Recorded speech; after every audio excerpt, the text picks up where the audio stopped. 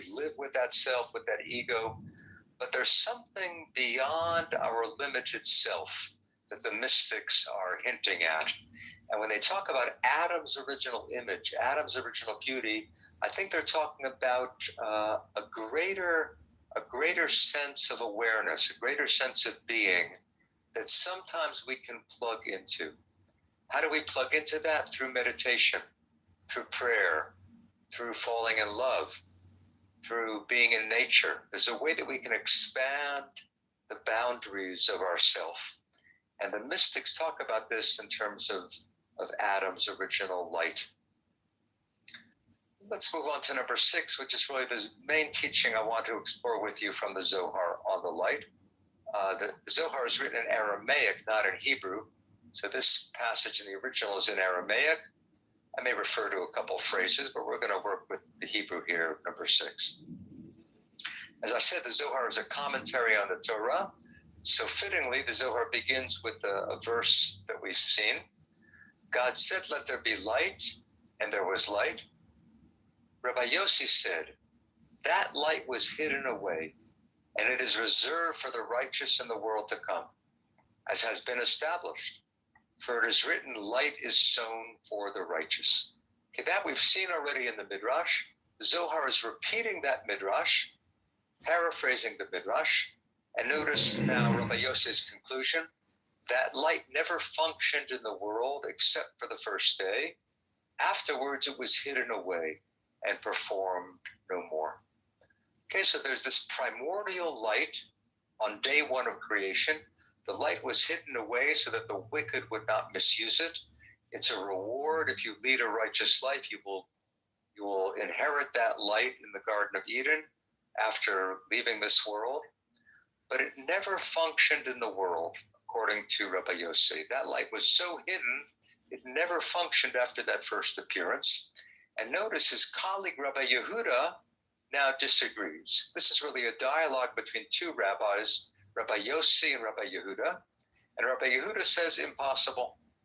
Rabbi Yehuda said, if it were completely hidden, the world would not exist for even one moment.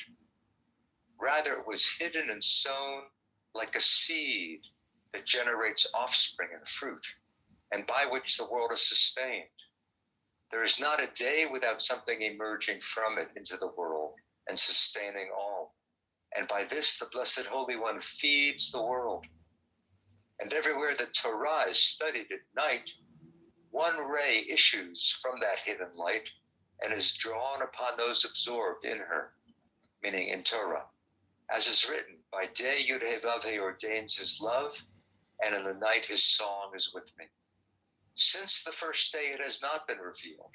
Okay, Rabbi Yehuda agrees that the light has not been fully revealed, but it certainly does perform in the world, renewing every day the act of creation.